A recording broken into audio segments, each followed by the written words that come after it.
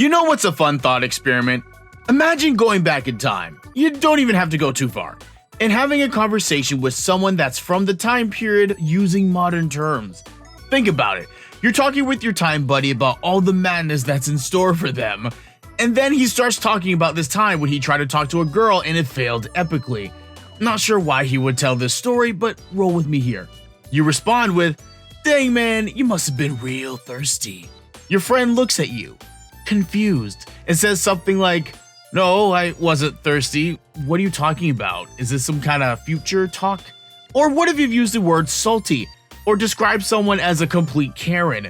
Yeah, it'd be kind of fun, right? And I say all that to make the point that words have a tendency to change over time. Let's take, for example, the word stan. True story, stan was actually a word before 2017. Way back in the day, it was used to describe countries like Pakistan and Uzbekistan. Yeah, they thought they were pretty cute with that. But then in 2000, some guy named Eminem wrote a song that completely changed the definition of the word to what it is today. And we all know what a stan is. Someone who's just a little too much of a fan of something. And in the wide universe of DC, Harley Quinn personifies that word. I dare you to disagree with me. This chick has been running with the Joker for years and has not only condoned this madman's behavior, she's been a willing participant in it. She can't even use the whole insanity clause. Well, in some versions anyway. She knows what she's doing and she's choosing to do it. But what caused Harley to end up like this? What causes anyone to become a stan? I'm the guidance guy, and your internet school counselor is gonna find the answer.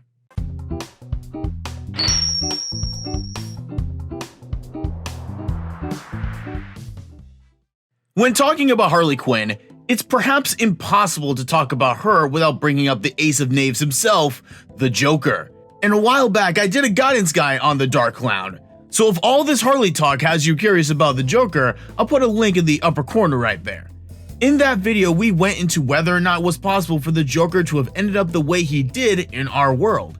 And though deep dives of the various versions of her past, many people have tried to diagnose the Maiden of Mischief, we're not going to be doing that today.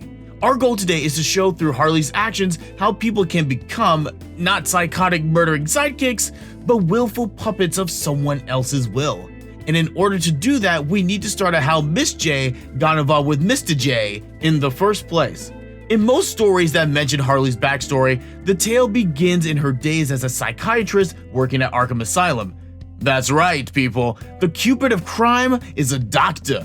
And yes, let's cue the irony of a mental health professional becoming the head hench girl of the most dangerous comic book villain of all time. But here she is, Dr. Harleen Quinzel, rolling into Arkham ready to do some shrink work. But little do those around her know that Dr. Q has some ulterior motives. In both the Batman Adventures and the Batman Animated Series episode Mad Love that first go into Harley's origin story, it's shown that the Doctor's intention for working at the Arkham Madhouse was to gain fame and notoriety for curing the super criminals there. Sounds like we got ourselves a clout chaser, people. So we have ourselves someone who is willing to work with the most unstable human beings in Gotham City, not because of her passion for people, not so she can perhaps help Poison Ivy or Two-Face make breakthroughs that no one else has been able to do. She did it to capitalize on their dysfunction and to catapult her career. But little did she know what was in store for her. She then ends up becoming assigned to the biggest fish in the Arkham pond, the Joker himself. So she starts working with him. But what ends up happening is that the Joker ends up working her. Through lies, half-truths, and manipulation, the Joker gets his doctor to not just see things his way, not just to possibly empathize and understand his perspective, but to agree with his perspective. The Joker's nihilism, disdain, and disregard for human life, and of course, his hatred for the Dark Knight all got transferred to Dr. Q so successfully that eventually she broke the Clown Prince of Crime out of Arkham. And she's been at his side ever since, for the most part. And throughout her time as the Joker's right-hand lady, she has stood by her man, even as he's done some of the most heinous crimes in the DC universe. And it's natural to look at Harley's story and go, well, that's a comic book story. That can't happen in real life. You'd think that, except reality doesn't really add up that way. It's perfectly fine to be a fan of something, We all have our activities, pieces of media, and even people that we find ourselves naturally gravitating to. And if you're a fan of your guidance guy, don't forget to drop a like and subscribe while you're here. Having those hobbies and diversions can be used to help us connect with other people, find our own passion, and overall enrich our lives. But those same diversions can also become distractions, which is what happens to the Stan. They take something that is perfectly normal and take it to a level that it was never meant to be for. Be it someone who goes through life as if they are a character in a movie, or in the case with Harley, completely excusing away the behavior of their partner, thinking that they can do no wrong. And what we see with our ultimate Stan are traits that we need to be careful of if we're not to fall into the same trap. And there's a lot of these, so let's get comfortable. The first sign we see in Harley is a need for validation and identity. The reason why our duplicitous doctor decided to take on patients at Arkham was to make a name for herself. It wasn't enough for her that she had spent all those years in school to get her degree and was in a very vital and important career field. She wanted to stand out. Now, there's nothing wrong with ambition. The guy's guy ain't saying that. The problem comes when this ambition is rooted in selfish desire. She wanted to cure an Arkham patient, not as a way to help them or even a way to serve the clients of Gotham who have to suffer through their antics, but as a way to get a leg up in her career. People who tend to stand do so because they also lack a firm sense of who they are. They would rather attach themselves to either another person or the ideas, concepts, and stories of others instead of creating something on their own or analyzing the value of what they can bring to the table. So without the inner connection, they stick themselves to someone who has. But let's put that away for now. The next trait that we see in our girl clown is that she's easily manipulated. Now, this shouldn't be the case, you may be thinking. Harley was a doctor, and a doctor of the mind at that. She should have been able to see through the Joker's mind games and his lies, right? Nah, you right. She was trained in how to work with psychopaths and how they operate in a therapeutic setting. She should have been ready for him. She should have seen through his games, but instead, she got played. The Joker was able to get to her by fabricating stories about his life, like an abusive father that may or may not have existed, or by framing himself as the helpless victim of the evil bully Batman who's always getting in the way of his innocent fun. But instead of working him through those lies and helping him discover why he needs to lie as a way to control people, she goes all the way with it. She seems almost too willing to believe him, as if she wanted to believe him. And in our world, it's a similar situation. Everyone loves a good story, and the only thing better than hearing a good story is being a part of a good story. And with real life Stans, they lack the great story about themselves that gives them purpose, which leads them wandering through life looking for the most amazing, unbelievable narrative to join up with so they can participate in something greater than themselves. And sometimes those narratives are in fact unbelievable, because they aren't true. This is partially how some people end up believing conspiracy theories like the flat earth nonsense. They buy into it not because the science is on their side or because the logic behind the movement is so airtight that no one can refute it. Because, no, it's not, anyone can. But because deep inside, they want to believe this bull jive. And because they crave purpose and connection, they become more gullible, more susceptible to lies and half-truths. And because Dr. Q wanted so much to make a name for herself, she was easy prey for the master criminal. We also see in the case of our Hammer Girl and everyday Stans is that they tend to mindlessly follow. After turning in her degree in medicine for a degree in destruction, Quinn dedicates her life not just to the crime life, but to the one who introduced her to that life. Listen, when I say that HQ is the ultimate Stan, I mean it. Sure, there are times that we see her and the Mad Clown cutting it up and reveling in their nihilistic ways, but you'll notice that whenever Batman shows up, whenever things get tough, guess who's the one who gets stuck holding the bag? Who's the one left to take the fall? Come now, you know it ain't this guy. Countless times Harley has been left to hold up B-Man while the Joker makes his getaway alone. There have been so many occasions that Quinn has returned to Arkham with her puddin' running free with no intention of busting her out. But no matter how many times she's been left behind and became the patsy, she always comes back. Once she connects to her boo thing, it's like nothing ever happened. It's like he didn't leave her out there to dry. It's fine. It's all fine. And again, we see the same pattern of behavior in real life Stans. Think of a situation where a celebrity or a public figure messed up, like they did something real bad, really inexcusable.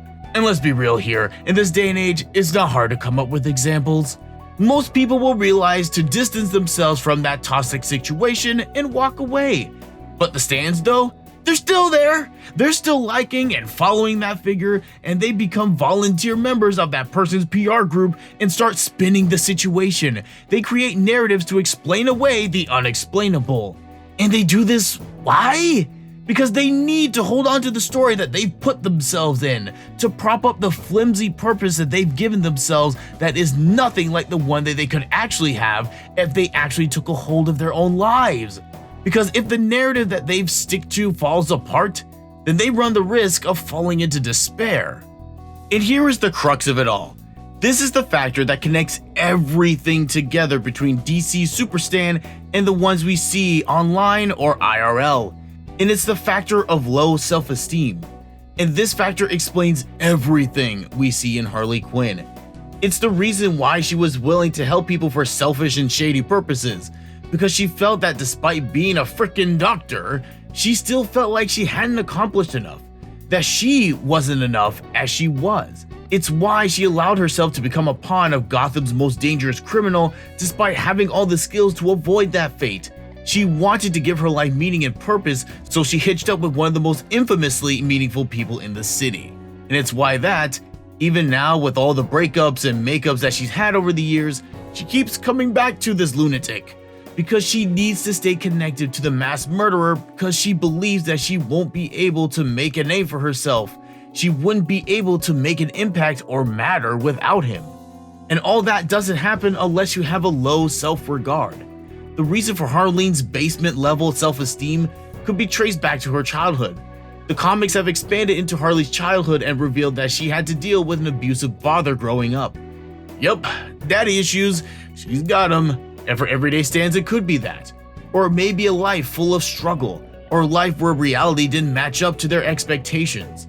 But some way, somehow, they see themselves at such a low level that they're willing to attach themselves to anything that looks like a version of the life that they wanted for themselves. And this can become something so seemingly harmless or cause actual harm to relationships if they fully buy into the fantasy. So how can we avoid the fate of the Stan? How could we avoid the pitfalls laid out here? Let's not front ourselves here. We all love a good villain. And Harley Quinn has been just that in her storied history in the world of DC. She has the presence, the looks, and the charisma to make an impact, so much so that we really can't say that we love to hate her, because the hate just ain't there. But behind the over-the-top accent and the Looney Tunes hammer she carries around, we have a rather sad story of a woman whose identity has become aligned with a maniac. And naturally, most of us aren't at risk of falling in love with a deranged person. But in an age where unnatural attachments to people have become so prevalent that January was Stalking Awareness Month, yeah, that was real, we need to be vigilant about our own weaknesses. And the most effective way to do that is by making sure our self-esteem is where it needs to be. And the first step in that is by finding value in yourself. What do you like about yourself? What are your character traits, habits, and actions that you know give value to yourself and others? Notice how I didn't say what you do. As I said in my Vegeta video, what you do can be a great source of pride in yourself, but if that's all you got, you're setting yourself up for a massive fall if something were to happen to that identity you've built. How you treat people, how you face challenges, what you do that doesn't directly impact you, that's the well that you should be drawing from. Next step, don't see yourself as the victim. Crap's gonna happen in your life. It's harsh, it's painful, and it sucks, but it's also true. And the thing that separates those who succeed in life and have joy from those who don't comes down to how they react to adversity.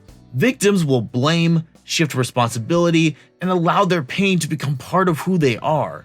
Others will learn from their hard times, realize where they fell short, and make sure it doesn't happen again.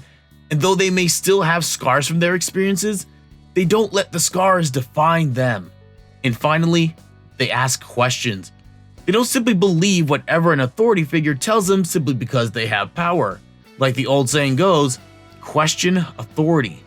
Ask tough questions. And if there are people who don't want to give you those answers, go find them yourself.